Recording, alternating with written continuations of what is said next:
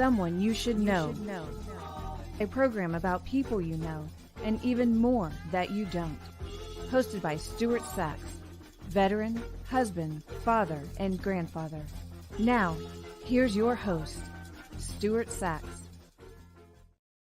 Well, welcome, and glad to have you here again for another episode of Someone You Should Know.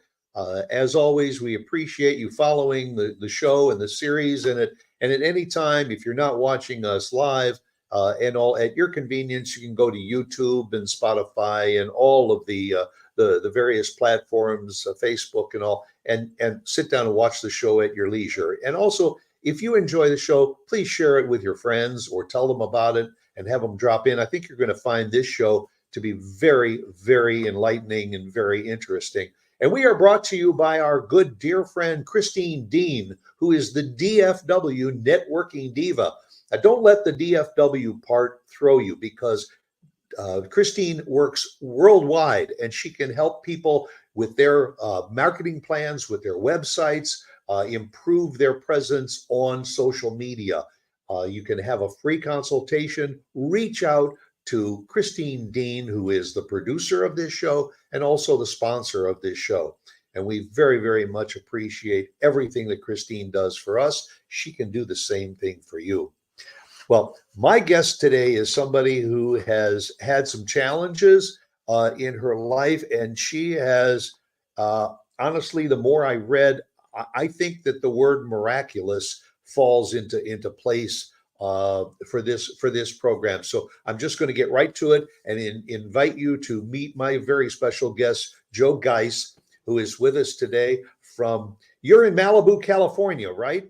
Well, I am in Malibu, but most of the time I really prefer to say Southern California, because Malibu has a little bit of a glitzy celebrity reputation, and I am neither. I love living here because I hike in the mountains behind me and I hike on the beach in front of me. So that's, yeah, but I am in Southern California. I will say that by the time we are finished sharing this show with my listeners and viewers, they're going to see you as a glitzy celebrity. Oh, I hope not. Because I think you're a pretty glitzy celebrity. And let me my first question to you is, what's your favorite color? Oh gosh, I wonder, what could it possibly be? Could it be red? Could it be red? Could it possibly be red? Maybe red.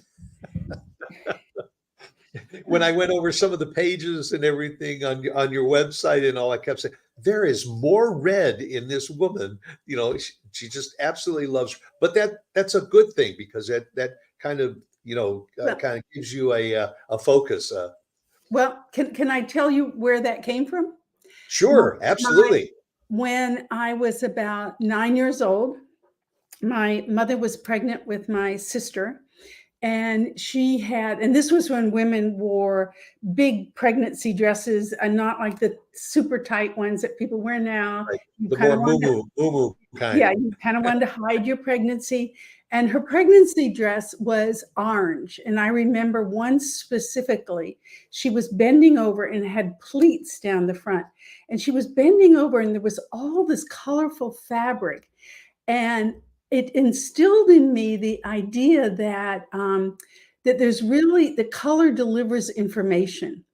And also in my book, Never Sit If You Can Dance, when I quote her at one part where she says that, don't be dull when it relates to color. I went to New York. I lived in New York City for a while. And so many people in the city are wearing black and gray. And it was just I'll just tell you a little side story here. When my first book came out, it was at Doubleday, and Jackie Kennedy, unfortunately, had just lost her husband. And she had gone to Doubleday to work. And my editor at the time said, I've got to show you to Jackie. She's got to see what colors you have on. Because I had just flown in from California, and that day I was probably wearing a purple sweatsuit with some purple suede boots. And I don't remember what Jackie was wearing, but color has obviously opened a lot of doors for me. Besides, I enjoy it. Well, and also because of the nature of our conversation today, I think it's important that red also visually is a color that people see. You mentioned black. Uh, I live in a community where there's a lot of people that like to run around sunset, and it irks me when I see Oh, them wearing dark colors and they can't be seen. You know, the only way they are seen is perhaps if a set of headlights falls on them, and oh. sometimes that's almost too late. Mr. So bright Stewart, color, I agree with you totally. We live on a street. It's 2 miles long, our little street where our house is. And we will come home like after dinner. There will be all these people out there walking in their black clothes. What are they thinking? I right? mean, Now it's anyway, okay I agree if with it you. yeah, if it's black clothes that has reflective strips or a Right. reflective vest over it or something, but it you know, folks, it's a tip from both Joe and myself that if you're going to Right. go out, it's at dawn or dusk and everything. Make sure you're wearing red, yellow, orange, light, bright colors and everything so that people can see you. Right, right. I actually recently I've seen a few people. I got some of those construction fluorescent color vests that construction people wear when they work on the highways and Right. stuff. I got them because a friend and I were doing litter pickup on the highway here. And I sometimes see people out walking now with those vests on, and I just go, thank you. Thank Yeah. you. Yeah. And they're very, very inexpensive, but Oh, they it costs honestly nothing. can be a lifesaver. Right, They right. really can. Well, we've already started to allude to the fact, and you held up your hiking boot, Oh, that you are an avid hiker, uh, yes. and we're not talking about just going on trails around behind your house. You mentioned Malibu. Yes, there's lots of, I'm sure, trails and all, and we're also not talking about just hiking through the local parks and everything. You are a hiker extraordinaire. You like to hike up mountains, basically. Right. And you also have a fascination with waterfalls. And and when did all of that start? Have you always been active? Have you always been athletic and always been a walker and a hiker? Actually, I have, and in the current book I'm currently writing, "Keep Chasing Waterfalls," a story of adventure and tragedy in overcoming, defying odds. Um, I talk about that. I was a hiker since I was 5 years old, Oh, and wow. we lived in Seattle, Washington, on right on Lake Washington, and a block from my house really was Seward Park. And my mother would, well, I don't think she had anything to do with it. I mean, I would just go out there, and I'd walk into Seward Park. I'd take a couple, swings on the swing.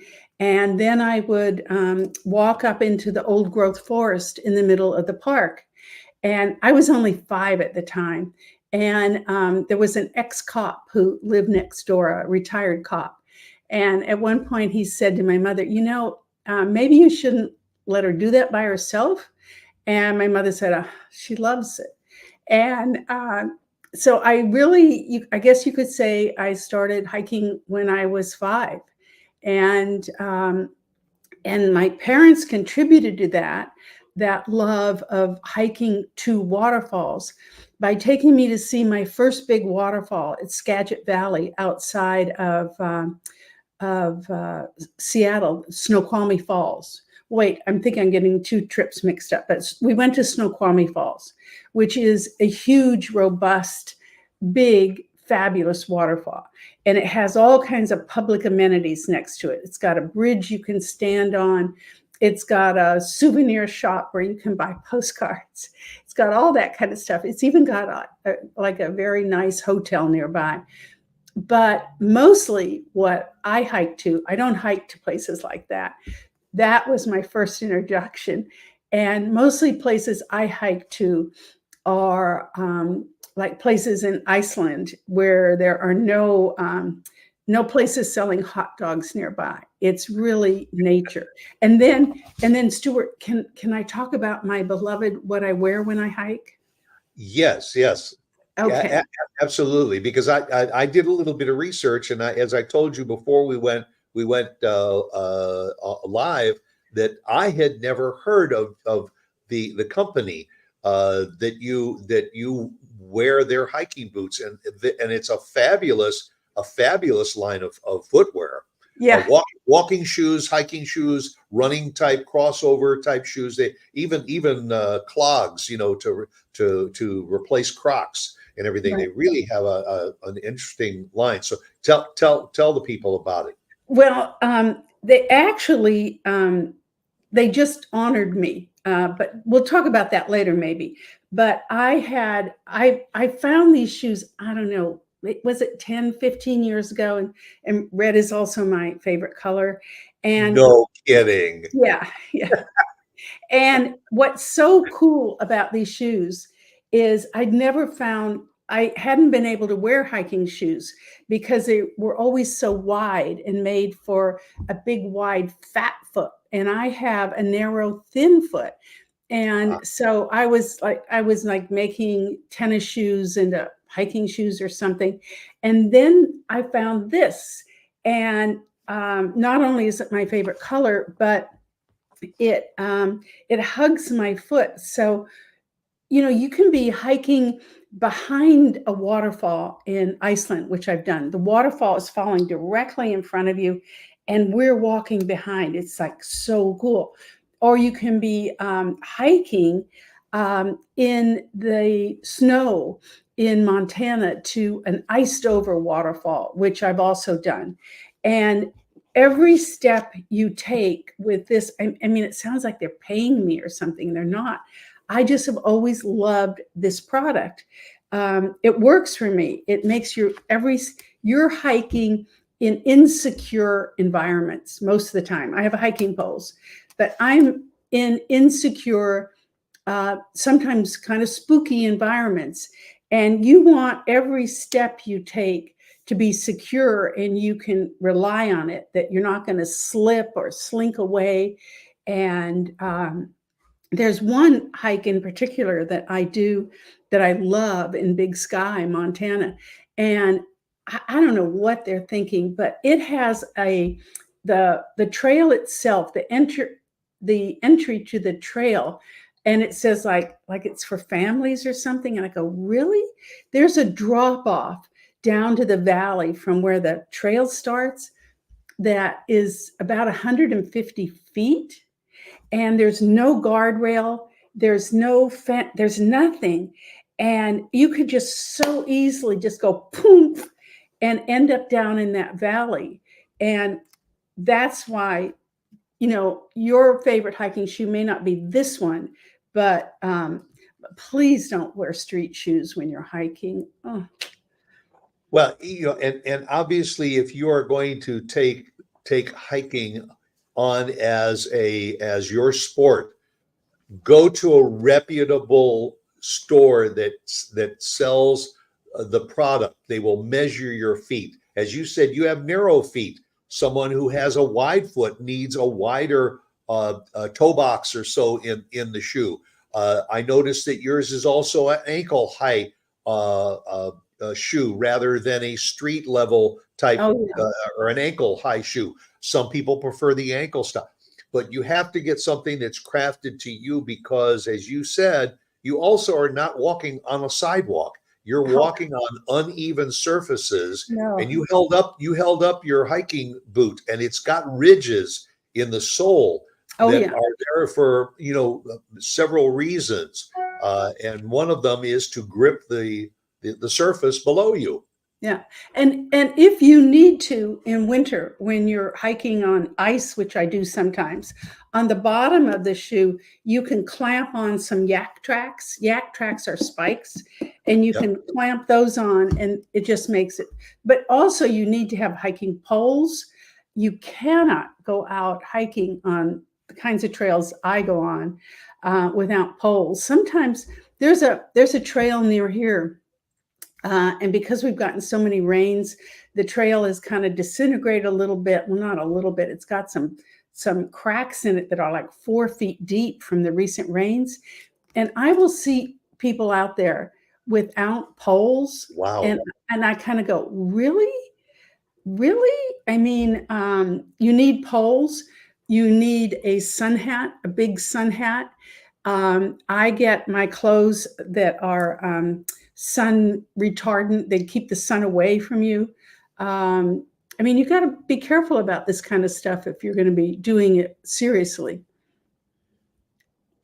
Well, and the average hike that you might go on will last how many hours? Oh, that depends. I used to often take a hike here right after breakfast, and I tend not to do that so much anymore. But maybe the average hike is a couple hours. I mean, I set aside some time to do it. All right. And do you also make plans for perhaps snacks to have along the way, and also you carry water for hydration? Oh, yeah. We always have plenty of water. I've got to tell you a story once. I had this hiking buddy in Montana. He's a maniac. He hikes with clients in summer, and he skis with clients in winter. And we had just taken a hike in an area that I wasn't familiar with. It was very weird, a little spooky. There had recently been a fire there. So we're actually hiking between all the dead, burnt trees. But it was still interesting. And and because he's very loyal to me, there were a couple waterfalls on that hike. But when we left the trail, we finished our hike. We were probably gone a couple hours, and we're at the beginning of the trail. And there's a woman. I mean, this still blows my mind. And she is going to go hiking. She was probably about 35, 40 years old. She was just dressed this is Montana in the summer. It was also noon. We had started in the morning so we could be finished before noon, and the sun is high above you and really bad. So this is high noon. She doesn't have a hat on. She doesn't have any hiking clothes on. She doesn't have hiking boots. She doesn't have poles. And the very worst, she had no water. So we asked her what she's going to do. What was her plan? And starting out at noon with no water, she was going to summit the mountain that we had just been hiking up, but we didn't get to the summit. And my hiking buddy, Brad, and I, we didn't say anything to her like, are you crazy? Because it's really not our job to, intervene. And I can't remember, maybe I gave her a bottle of water. But there's some real basics. And also, one thing that really irks me is that when you read like hiking tips or walking tips, they'll give you tips for walking alone, walking by yourself. I asked you that. Was she walking alone? Oh, absolutely alone. And I really am firmly convinced that there's no way to walk safely alone. You can turn your ankle. There can be predators. In Montana, we've got bears. We really have bears. You can be hiking and come around a corner, and you do not want to do that by yourself. That probably maybe you could go hiking by yourself. No, I was going to say in New Zealand, but they don't have predators there. They don't have bears. They don't have snakes. But they've got valleys and marshlands, and that was where I did some of the best hiking of my life. One day I did helicopter hiking, where a helicopter flies you into a remote valley. There is nobody there, and they drop you and a guide in this valley, and you can just hike your heart off. There were 2 waterfalls there. We hiked first to the first waterfall, what was kind of a thin little stream. It wasn't a big deal, but it was beautiful. And then we did a very, very, very, very hard hike through a very cranky creek bed for about 4 hours, and got to a waterfall that was magnificent. But you know, there is a thing, there is a reason. People talk about hiking and walking, and I think I like to add another level of health to that by talking about walking and hiking to waterfalls.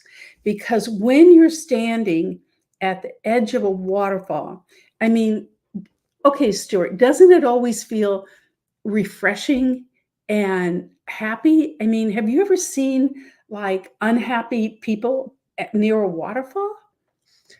No, plus the fact that you are surrounded by the sounds of nature, that if you live in any town or city of any size, you miss that. Even if you walk in your local parks, occasionally you might hear some birds, but the sound of rushing water over a mountaintop, and all the trees swaying visually and to your ears is sensory in a way that you have to experience. And you not only are talking about hiking locally and all, but you have visited over 50 countries around the world to go on some of these hikes. And somebody might say, well, that must cost a fortune. Do you plan some of these locales, and I'll research them before you go to determine where you want to go, or do you simply just find them and go? Well, that's a good question. Actually, it kind of relates to my marriage. My previous husband had died, unfortunately, and a mutual friend introduced me to the man I'm currently married to, and his wife had also died.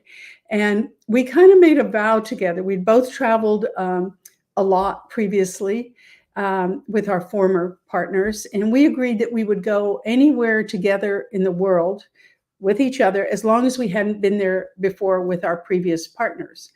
And Oh, because, you know, I don't want to be somewhere and he's remembering how it was to be there with her. And so we would just, we actually have a huge map here at the house that covers a whole wall. And we put little arrows, places we've been, and there are no arrows for places where either of us have been before we met each other. They're just arrows that we have been together. This is our map.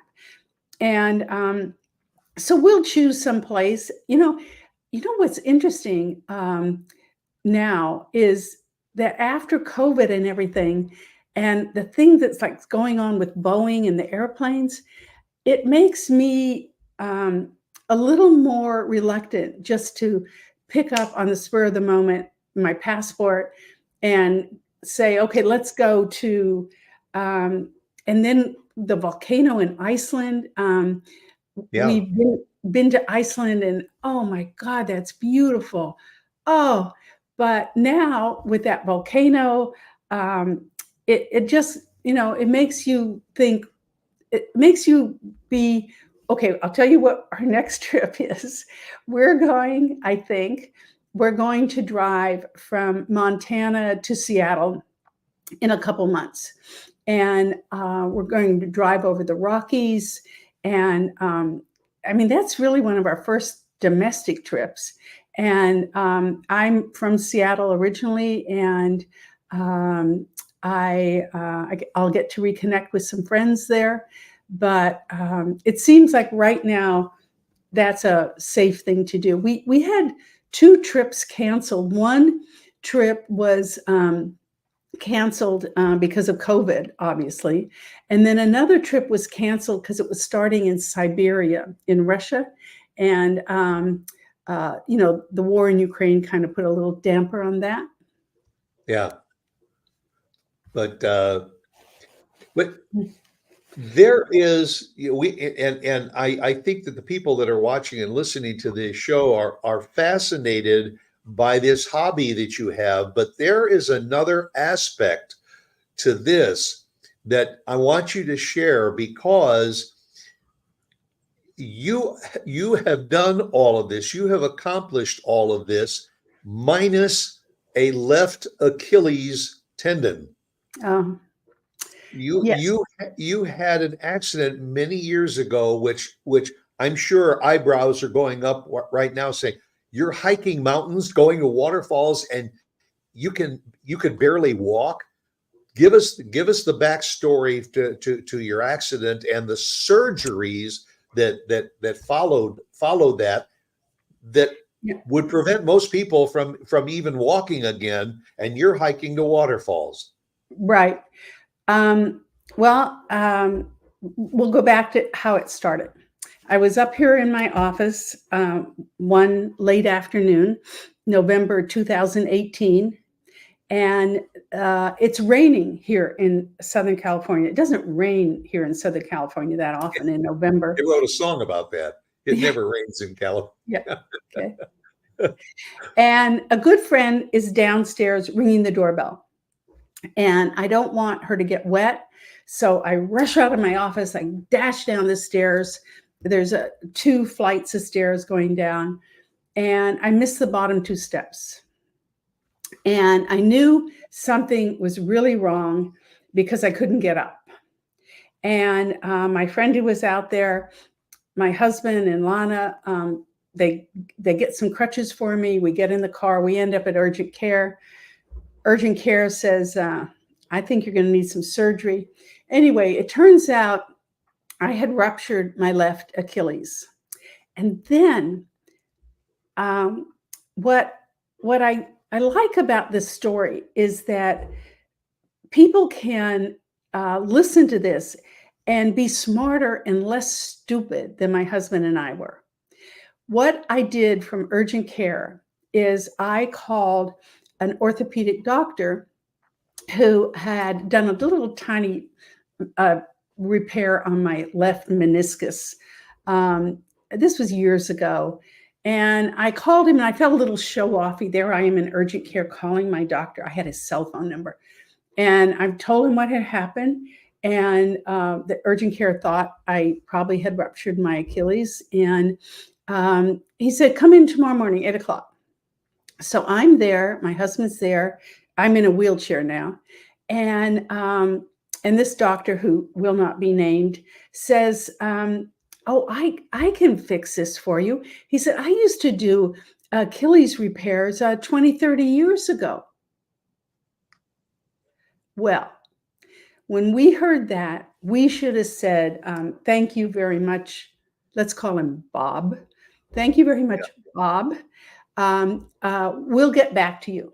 But instead, I'm not walking. I'm in a wheelchair. I'm just relieved that someone who has helped us before says he can help us now. But that was our fault. We should never have gone with someone who hadn't done this currently. And right. Current techniques. Right. I mean, and so a friend of mine who's also a doctor says she believes, or she thinks probably, maybe, that he introduced the infection during the surgery because he was getting kind of so out of it, and that he probably wasn't keeping his surgical theater as sterile as maybe it should have been. But it became pretty clear pretty soon after the surgery that the whole area became, when I went back in for them to take, all the bandages off and everything, and I'm getting all ready to be like walking again, and then he says to the nurse, wait, that's not that's dead. That's dying. It's necrotic. And I'm not even sure I knew the word necrotic before then, but the whole area of my ankle had died and was all black and blue. And I was worried, like, is this going to spread? And am I going to have sepsis all over my body? So it instantly became much more serious than just a ruptured Achilles, which is very serious because Sure. you can't walk. But sepsis is more serious because you can really die from that. And Right. so then I ended part of the story you were talking about. I ended up with 8 surgeries because it was so necrotic. We had to do surgery to get the necrosis out of there. Then we had to do another surgery, find some skin somewhere on my body to put over that area. And that ended up being 8 surgeries. And then finally, we found through actually Kevin Durant, the basketball player, he had an Achilles rupture at one point. And there was a story about it in the New York Times, and a doctor was mentioned. So I called his doctor. I can't remember where he was now, Bethesda, something like that. And he said, this is who could help you. The doctor's name happened to be John Kennedy in New York. And but this was 9 months after this. By this point, I'd already, and I'd already had 8 surgeries by the time we ended up in New York with John Kennedy. And he looks at my my ankle, and it's such a mess down there that that he doesn't want to go near it. He just says, go back and see if you can do aggressive physical therapy and get more function back. And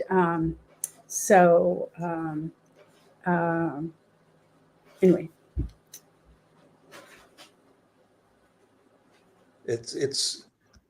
I mean, 8 surgeries for on your ankle. I mean, was there a point where any of these doctors or whatever said, well, you'll probably be able to stand and maybe learn to walk again. You're going to walk differently because your right and left foot is going to be functioning differently.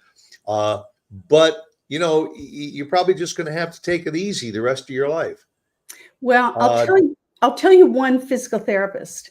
She said, and this was someone who I thought I was kind of friends with.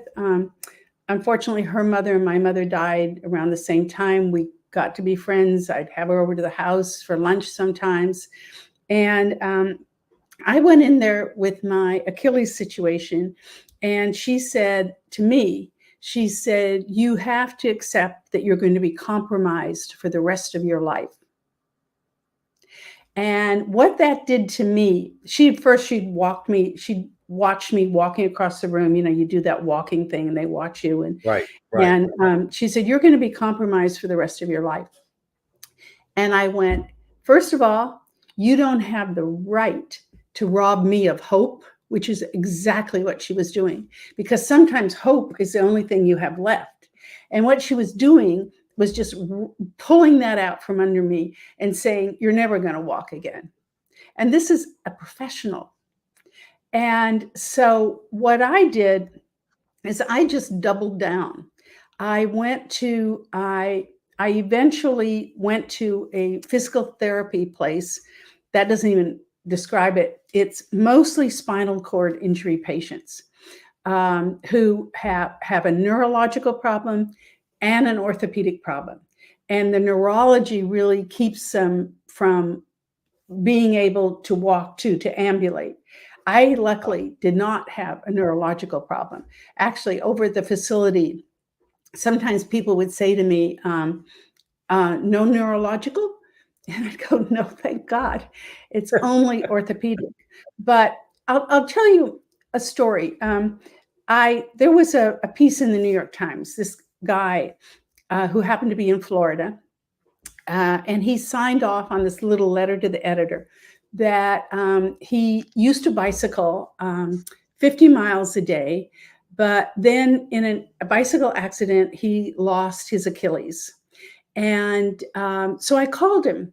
I wanted to find out what he was doing to get back, because by that point I really was getting back.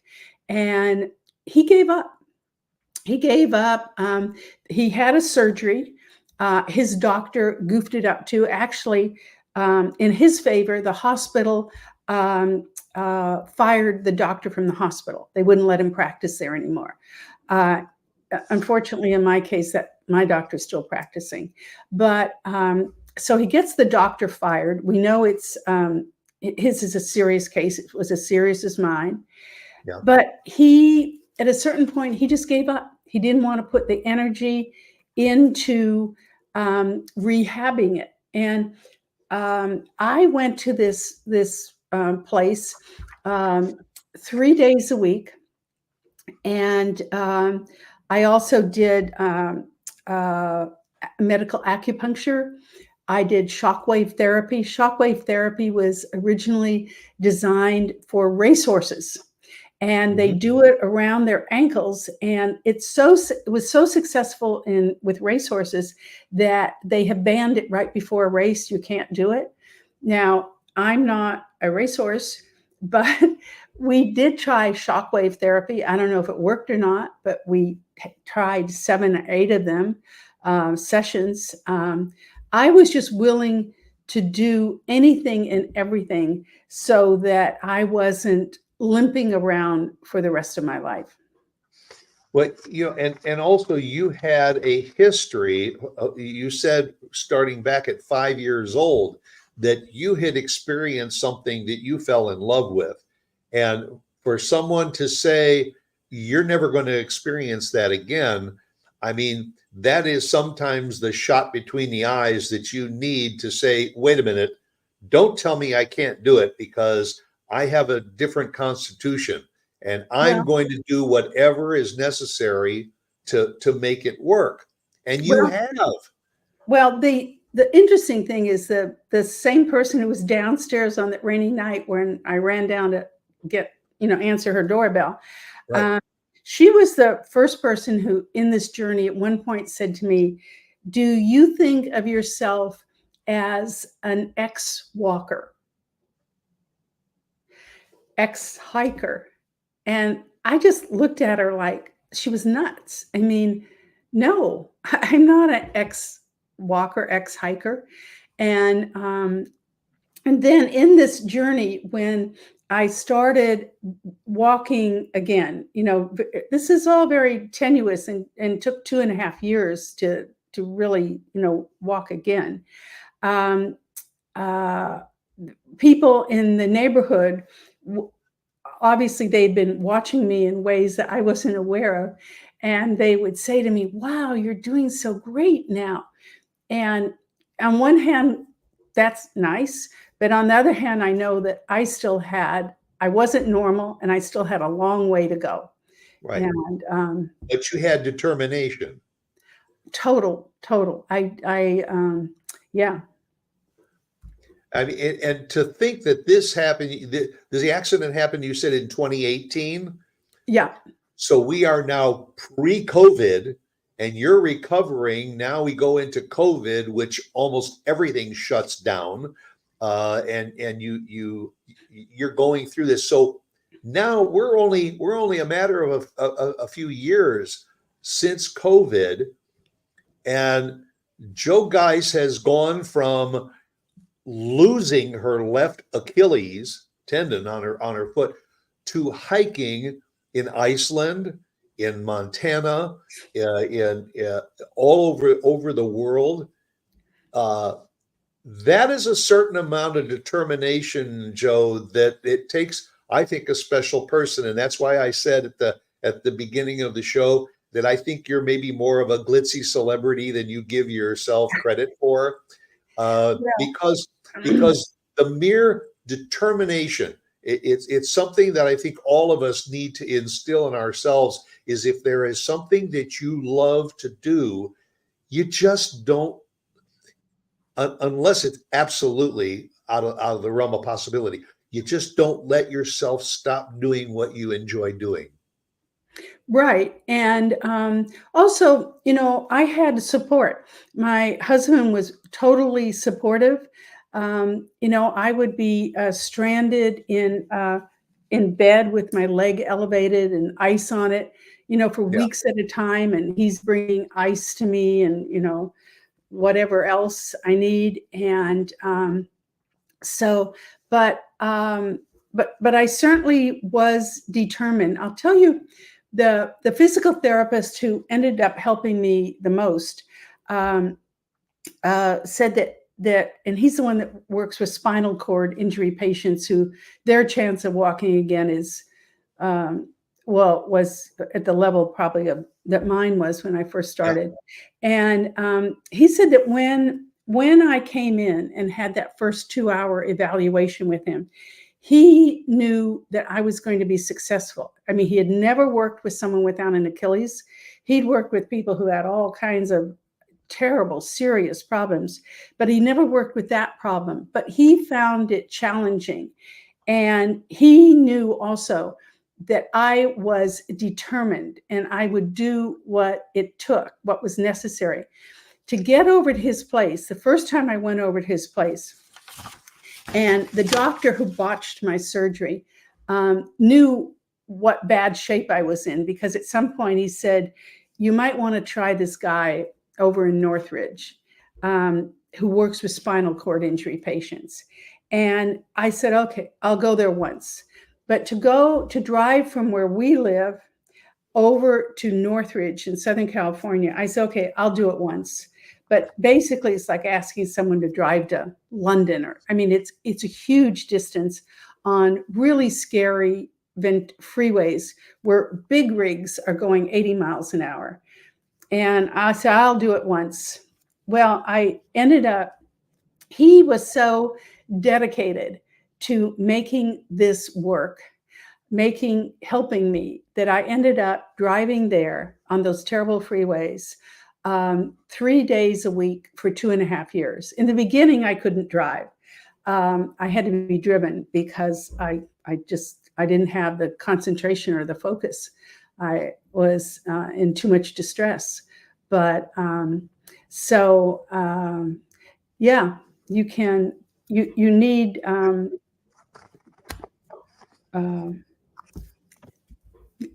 That, well, and we've used the word determination, and your latest book is Keep Chasing Waterfalls, and folks, go to the website. It's scrolling across the screen right now. There's some absolutely beautiful photos that are on the website. But Stuart, I have to tell you that book, I'm revising it right now, but we don't have a publisher for it yet. Well, hopefully there's somebody watching or listening to this show that's going to say, whoa, this is a story that needs to be told and published. Well, I would love for that to happen. The editor I worked with on it said, this is spectacular. The agent I worked on it with said, this is spectacular. But for whatever, and this is like, I don't know, my 4th book or something. We haven't sold it yet, but you're determined, and yes. It will happen. Yes. Trust me. I feel it in my bones too. And also, you, at the beginning of the show, you held up your favorite hiking boot. Right. What's the name of the company? How do you pronounce it? Oh, it's Oboes. Oboes. And you are receiving a local hero award from Oboes Footwear based on your determination to strap on those Oboes hiking boots and climb up to waterfalls without left Achilles tendon.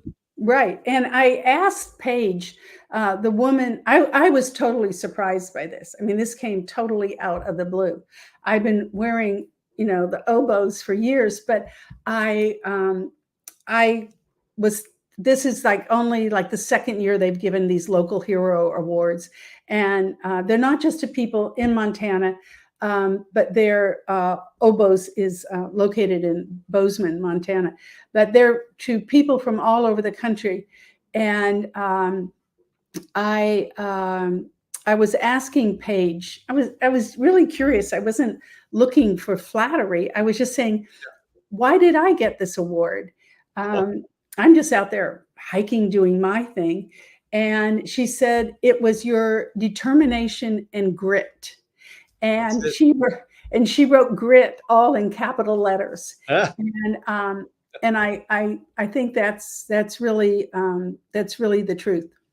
Well, I think it is a very well-deserved award, and all your story is fascinating. I look forward to reading the book, as well as your other books too. I can't thank you enough for taking the time to be a guest on the show and Stuart, to I've talk with me, enjoyed it. Joe. Yeah. Well, that will do it for another episode of Someone You Should Know. And Joe, you'll appreciate this. I end every one of my shows by saying, be yourself, because everyone else is already taken.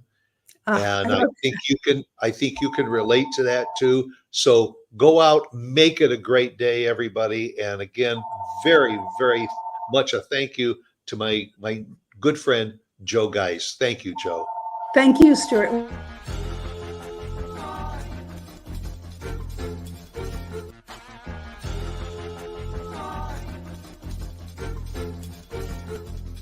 Someone You Should